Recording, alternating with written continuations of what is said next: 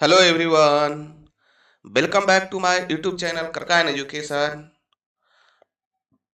Today I am going to discuss the Mechanical Engineering Objective Series in subject of Workshop Technology Practice Set 3. This lecture is useful for different exam like RRB JEE, SSC JEE, BPSC Assistant Engineer, Assistant Professor, Lecturer, Uttarakhand public service commission, assistant engineer, lecturer. तो चलिए हम workshop technology के practice set series में third number हम start करते हैं। Question number 1, loam sand is a mixture of. What do you mean by loam sand? Because this one is the workshop technology, that means forging process. So here different type of pattern are making. For various pattern used for the different type of sand. So this one is loam sand. What do you mean by loam sand? तो loam sand is nothing that, क्या होता है loam sand? Comment fast कीजिए answer. Loam sand is 50% of sand and 50% of the clay. That is called loam sand. The binder commonly used in making oil sand. अब यहाँ पे क्या आ रहा है? This one is the oil sand. इसके previous क्या थे? loam sand. Is it clear? चलिए क्वेश्चन नंबर 2 का जल्दी से fast. The binder commonly used in making oil sand is, तो किस टाइप का बाइंडर यूज करते हैं? That is organic type binder. The sand used for making course is, अब उसमें देखिए डिफरेंट जब हम पैटर्न बनाते थे, कोप, ड्रैग, चेक, फिर उसमें core, vertical core, horizontal core, different type core होते हैं। तो sand use for making core, जो हम कोर बनाने के लिए सैंड यूज करते हैं वो कौन सा सैंड होता है? Come on fast. That is oil sand. Question number 4. If the sand is too fine, its permeability will be high. Fast.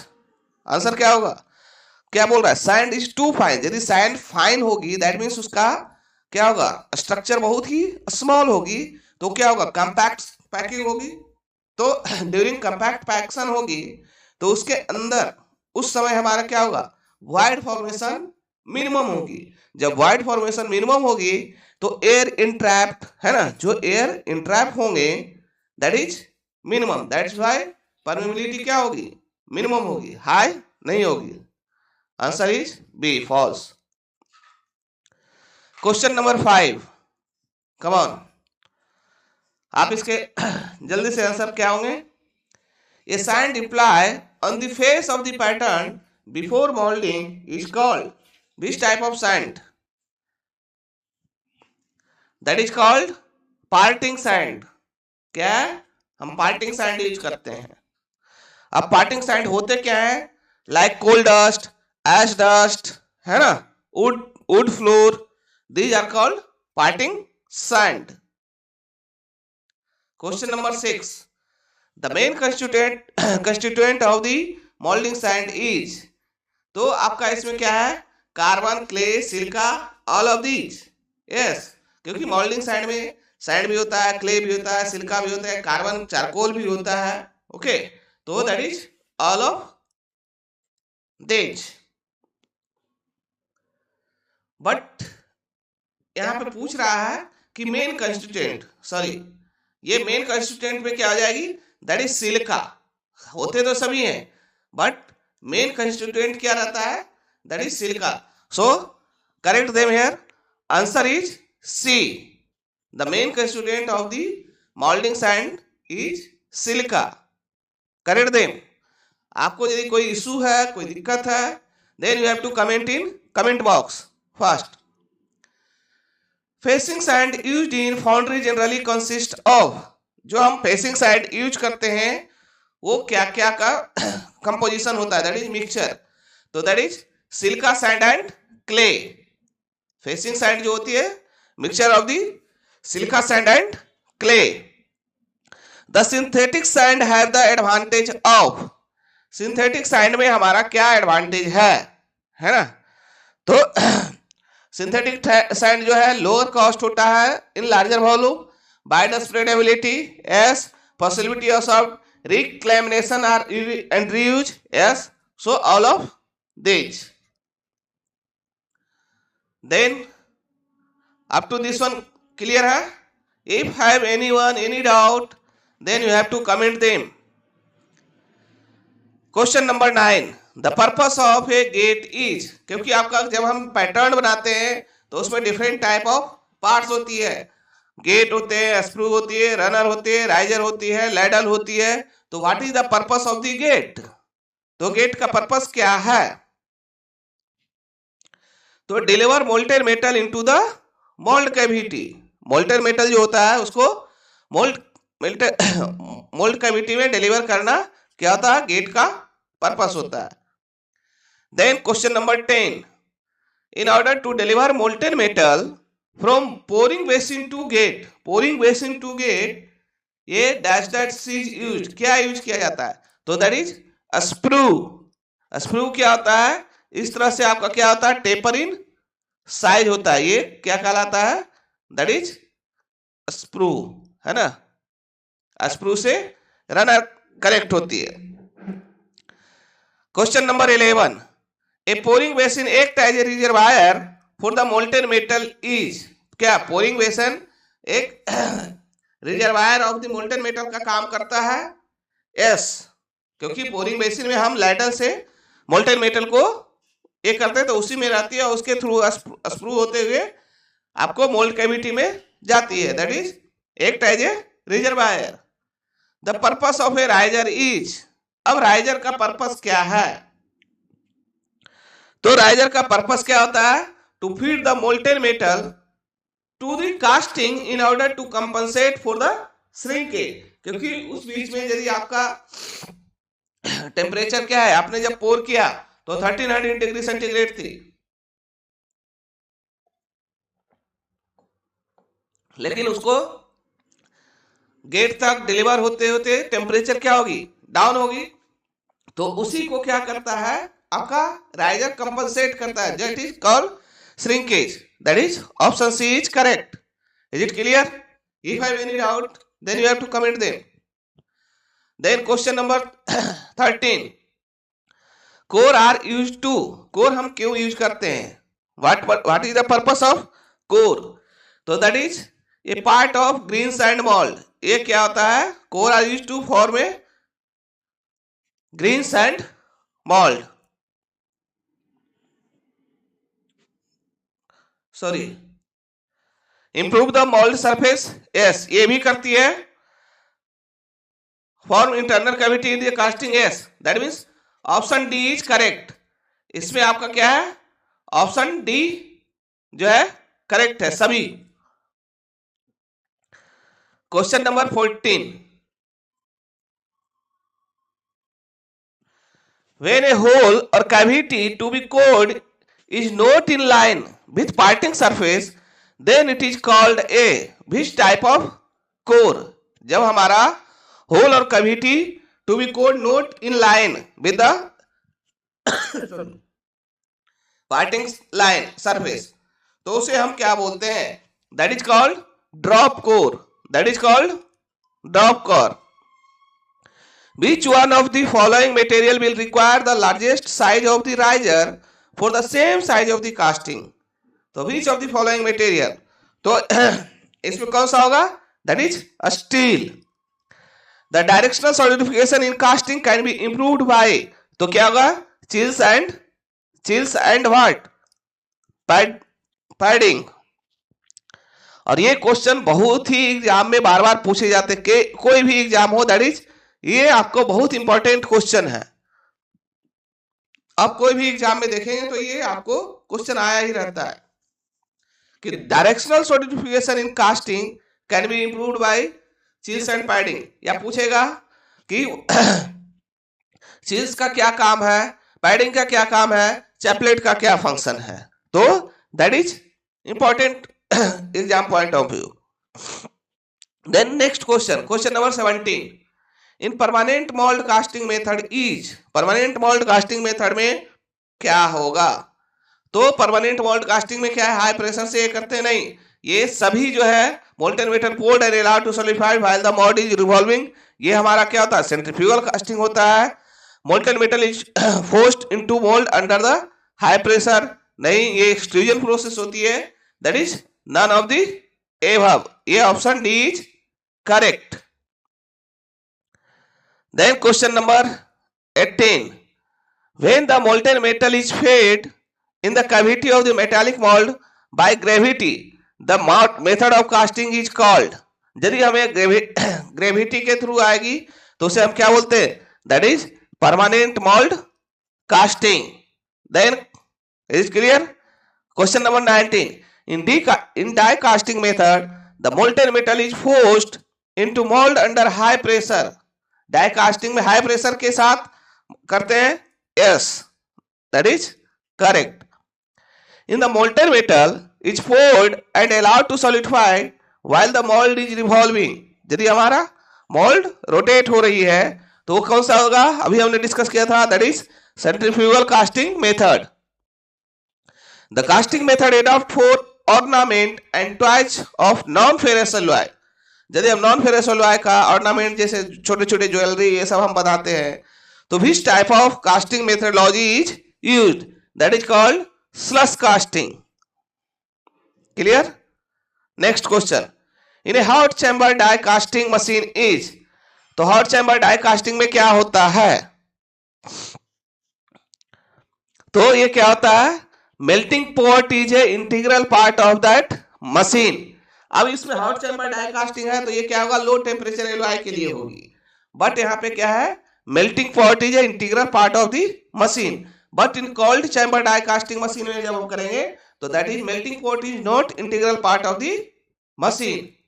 अब ये देखिए आगे question, in cold chamber die casting machine is melting pot is what, तो melting pot is separated from the machine, melting pot is separated from the machine। cast iron and steel pipe are produced by, तो ये किसमें क्या होगा, that is true centrifugal casting, क्योंकि जितने भी हम हॉलो पाइप और से पाइप हम बनाते हैं that is called centrifugal casting से, उसमें हम रोलिंग वगैरह यूज करते हैं। Then next question, that is 25, in a cold chamber die casting machine a measured quantity of the molten metal is brought in a ladle from the melting pot to a chamber and forced the closed dissection by applying hydraulic pressure upon by the plunger। तो yes, क्योंकि इसमें cold chamber die casting में हमने अभी क्या पढ़ा कि that is the melting pot is separated from the cold chamber machine, cold chamber die casting machine, तो इसमें अलग से ला रहे हैं, तो that is right. Then question number 6, the casting method used for low melting temperature alloy is slush casting, yes। अब यहां पे पूछ रहा है, चलिए, in hot chamber die casting machine the molten metal is forced in the die cavity at pressure from, जब हम hot chamber die casting machine में molten metal को फोर्स कर रहे हैं तो what is the pressure, pressure कितने range में होगा, कितने होगा, that is 7 to 14 megapascal। The pressure on casting method in cold chamber die casting machine may vary from 21 to 200 megapascal। वो हॉट चैम्बर डाई कास्टिंग में थे कि 7 to 14, तो क्या कोल्ड में कितने होंगे, है ना, तो 21 to 200, yes. The casting produced by dash dash have dense and fine grain structure, तो इसमें कौन सा कास्टिंग मेथोडोलॉजी यूज करेंगे जिसके करस्पॉन्डिंग हमें dense and fine grain structure मिलेगी, तो that is called centrifugal casting. Centrifugal casting में be used for casting ferrous metal, non ferrous metal both. तो किसके लिए हम यूज करते हैं कास्टिंग में? तो that is both type of metal, either ferrous and non ferrous. Which of the following statement is wrong? Hot chamber die casting machine for casting zinc, tin, lead and other low melting alloy? Yes, correct है कि hot chamber die casting किसके लिए? Low melting alloy के लिए। Cold chamber die casting machine is used for casting aluminium, magnesium, copper, base alloy and other high melting alloy. Yes, cold chamber है तो high melting. आप इसको इस तरह से याद रखिएगा कि यदि हॉट चैम्बर है that means low melting temperature alloy होगी, यदि cold chamber die casting machine है तो हाई मेल्टिंग एलॉय होगी, high temperature alloy. The casting produced by centrifugal casting method have open and coarse grain structure. No no, अभी हमने पढ़ा ना, that is what? Dense and fine grain structure. That is option C is wrong. तो हमें पूछा है wrong statement कौन सा? तो that is option C. In a hot chamber die casting machine is, तो इसमें हम क्या करेंगे? हॉट चैम्बर है तो low temperature, low melting temperature alloy cast होगी। तो अब इसमें बात आती है कि हम किसके लिए? दोनों के लिए कर सकते हैं या किसके लिए? तो यदि सेंट्रीफ्यूगल कास्टिंग थी तो हम दोनों के लिए, ferrous and non ferrous alloy के लिए। बट यहाँ पे हमें पूछा जा रहा है कि आपका hot chamber die casting machine है तो that is only used for the non ferrous alloy. तो नॉन फेरस एलॉय में हमें क्या खोजना है? कि low melting. That is option C is correct. In cold chamber die casting machine only non ferrous alloy are casted. Yes, तो only non ferrous alloy are casted. तो cold chamber में क्या होगा? High temperature, high melting temperature वाला casted होगी। In centrifugal casting method, core is made of sand, core is made of ferrous metal, core is made of non-ferrous metal, and no core is used. तो ये question आपको बहुत ही important है। VVI ये आपको हर एक एग्जाम में, आपको यदि 10 कॉम्पिटिटिव एग्जाम है तो उसमें 8 में आपको आते ही आते हैं, पूछे जाते हैं। In centrifugal casting there is no core is required. Centrifugal casting में कोर की रिक्वायरमेंट नहीं होती है। That is no core is used। 34 का D। In centrifugal casting method, the impurities are corrected in the center of casting। आपका S, क्योंकि आपका उसमें रिवॉल्व हो रही है। जब रिवॉल्व हो रही है तो उसमें क्या होगा? आपको बाउंसी के फोर्स के अकॉर्डिंग आपका वहां पे क्या होगा? सेंटर पे एक्युमुलेट होते रहती है। The centrifugal casting method is used for casting article of symmetrical shape about vertical axis, symmetrical shape about horizontal axis, irregular shape, non-ferrous metal only। तो आपका इसमें क्या होगा? सिमेट्रिकल शेप तो होगी, अबाउट विच एक्सिस? वर्टिकल और horizontal. तो इसमें आपका क्या होगा? That is horizontal. The most preferred process for casting gas turbine blade is. Gas turbine blade का कास्टिंग किससे होगा? जल्दी से इसको आंसर दीजिए। तो that is used for the shell moulding. Next, in average work the tolerance produced by investment casting method is. तो ये देखिए आपका इसमें कितना आपका ये होता है? That is plus minus 0.05 mm। The tolerance produced by shell moulding produced for casting is. तो इसमें आपको प्लस माइनस 0.2 mm ये आपको जस्ट डायरेक्ट याद रखनी है। और ये क्वेश्चन उतना ये नहीं है, लेकिन बट आपको सीरीज में है तो हमें डिफरेंट टाइप के क्वेश्चन कब कहां पे आएंगे इसलिए हमने इसको ले लिया है। Fins and flash are thin projection of metal not intended as a integral part of casting। तो फिन एंड फ्लैश यस क्या होगा? इंटीग्रल पार्ट नहीं होता है। The mould shift is a casting defect is. अब मोल्ड शिफ्ट क्या है? Casting defect. Different type of casting defect होते हैं जिसमें एक मोल्ड शिफ्ट है। तो मोल्ड शिफ्ट आपका कास्टिंग डिफेक्ट कब होगी? तो आपका यही नाम ही है, that is what? Mould shift, shift मतलब क्या होगा, शिफ्ट हो गई, दैट मींस आपका मिस अलाइनमेंट है।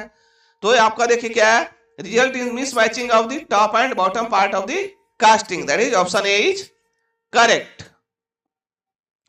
ए casting defect which result in general enlargement of a casting known as, अब इनलार्जमेंट यदि बड़ा हो रहा है तो उस केस में हमारा क्या होगा, that is swelling, that is swell, है ना, that type of casting defect is called swell.